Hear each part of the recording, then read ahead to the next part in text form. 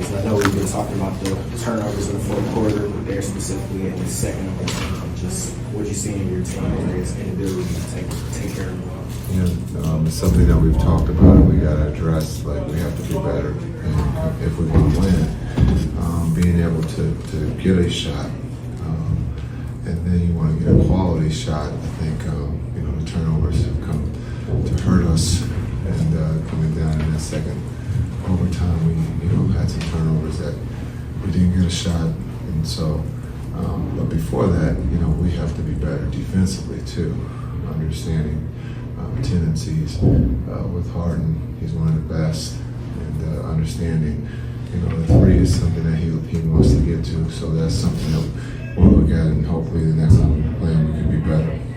It's the threes, but he was also able to get to the free throw line, specifically after Cooper made the shot in double overtime.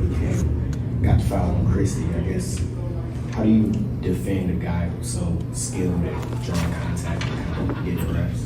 You got to show your hands. He's the best at drawing fouls. That's why he's one of the best in the world. And so he's been in this league, and he understands what he has to do, time to score.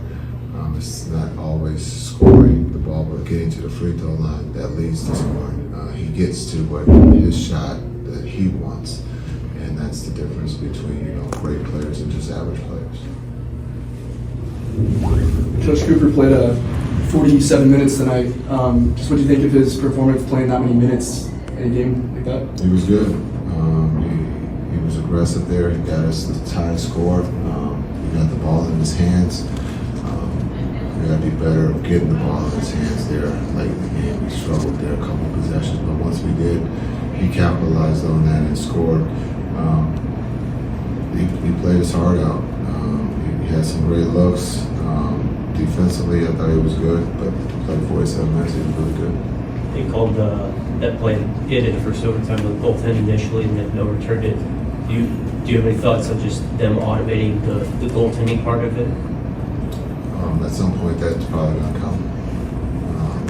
But it's good that they can go and look at it, and they've corrected the call. They got the call right. We've been on other sides of that where they didn't call the goal-10, and so they got the call right, and it goes into another overtime. With Cooper, I know that we used the word fearless in the Bucks game when he went up against Giannis, but I mean he's 1v1 in the clutch going up against vets like James Harden. He's 18 years old. What do you like about how he's playing and that level of confidence with that matchup? I think, when you talk about Batum and the defensive guys that they put on him, he did a really good job.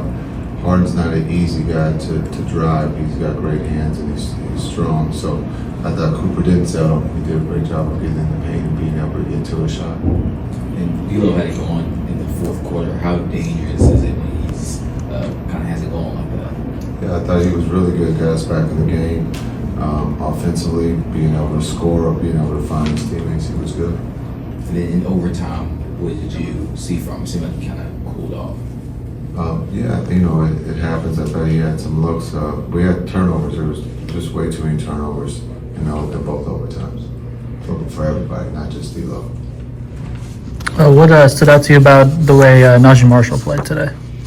I thought he did a great job guarding. Harden is not easy. He competed, and then also I thought on the offensive end, being able to get to the paint, get to his floater, he knocked down 3 threes for us. So I thought he played a complete game for us on both ends of the floor. And when you put Naji Marshall on Harden, is that a body type kind of thing? It's a defensive mindset kind of thing. That's what that is. He loves the competition. He loves to guard the best player. And I thought he was really good on Harden, and then on the offensive end, he was good for us too. Thanks, Coach. What you see here in the fourth quarter that pretty much got you going and helped get it to overtime? I don't even remember, to be honest. It's a long game. I think we were kind of hammering what was working. Whenever it was working, we were just kind of trying to redo it. I gotta see it. I gotta watch it. Honestly. When you look back, I know this game was kind of defined by the turnovers you all had. Just, I guess, what you see there specifically. I gotta be better. You said it right the first time. Just limit my turnovers, give us a better chance to make something happen when the ball's in my hands. Just making something happen for sure.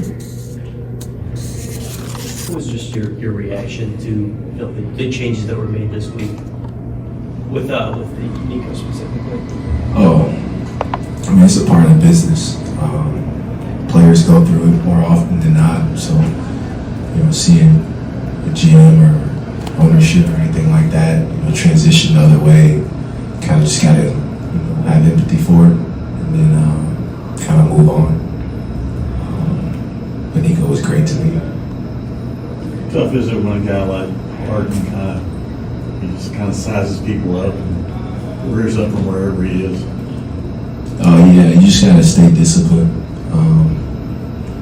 Watching his games, watching some of the best players in our league, watching their games, watching the last 2 minutes of the game, seeing, how they operate, their tendencies and what they go through is the only thing you kind of, do to help yourself. But it's your first time playing him, you'll definitely, have an element of surprise to his game and the way he attacks you and defenders and, manipulation. So just gotta study on it and try to be better. We talked to Clay and kind of his role coming off the bench, and he said that he's okay with it and he's getting time to pick his spots. Do you kind of share those same sentiments? I don't care. I just try to hoop, try to figure out, my momentum with whatever minutes I'm getting. Consistency is all we want as players, so trying to find some consistency in, what's out there on the table for us. What stood out to you about the way Naji Marshall played on both sides of the floor? I mean, he's scoring the ball for us, and he's running down the guard, the best player, full court. So you talk about winning and impacting winning. He's going to make a lot of money when time comes.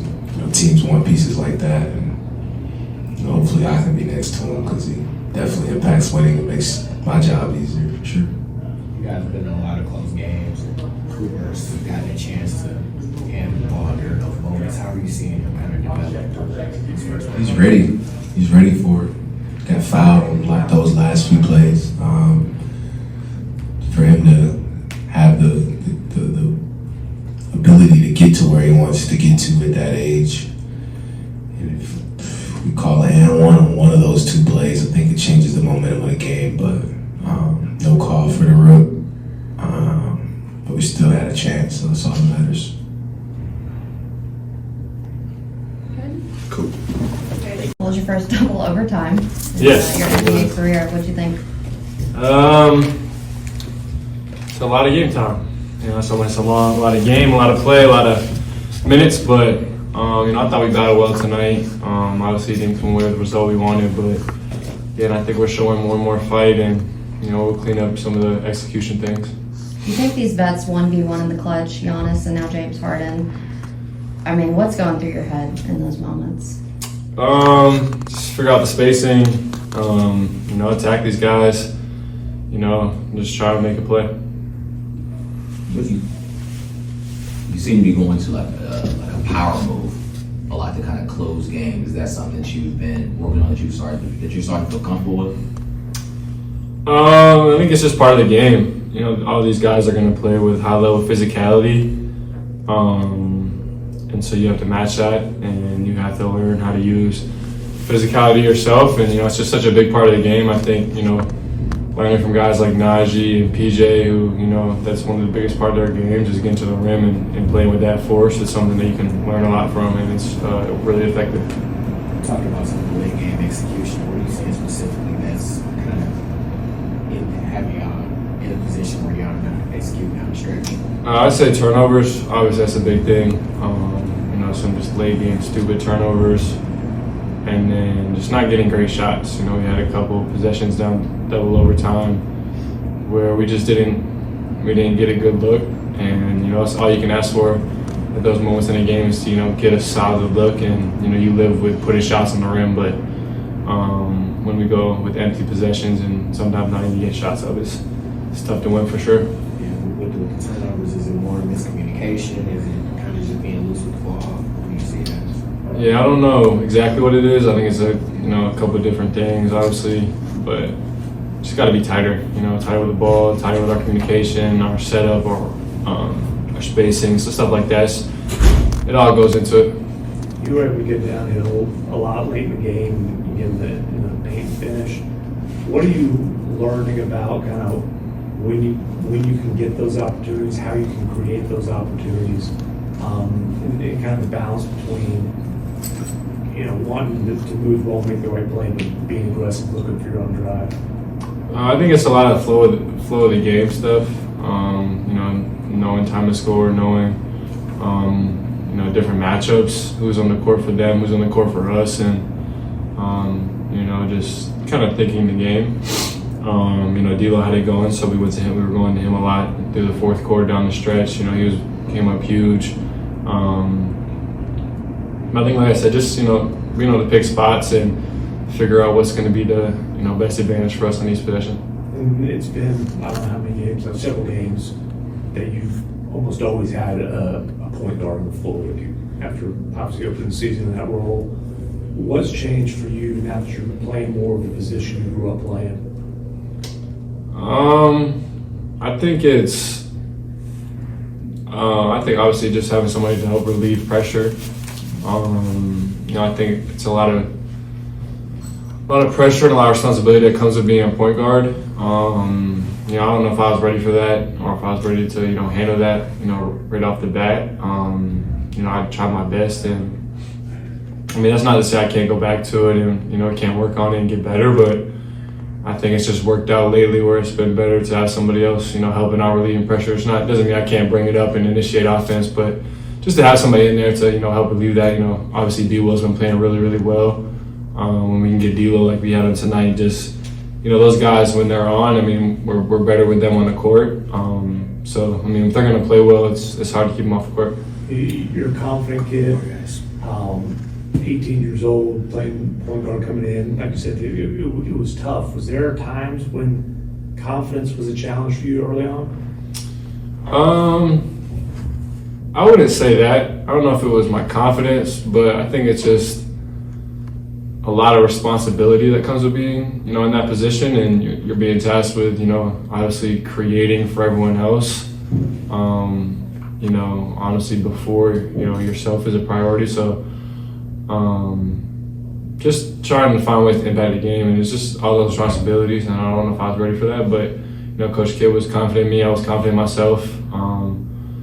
It wasn't perfect, but I think I learned a lot through that, and, it's not to say I can't, play that position in the future, but like I said, B-Will's been amazing. He's been great for us with so much energy, and D-Lo has showed up and been great for us as well, so it's just hard to not have those guys on the court. At practice, I've seen you and Kyrie kind of, one-on-one. What's that relationship been like? Is there something that he's trying to really hone in on, a skill with you or anything? Yeah, I think he's just, he's one of the ultimate player coaches, and, he has so much knowledge about the game, and I don't know if there's anybody that kind of has ever seen the game like he sees it, so it's just, I'm always trying to pick his brain and, figure out the way he sees different things, and, just anything I can learn from him, I'm going to try and do that at a high level. Thank you, guys.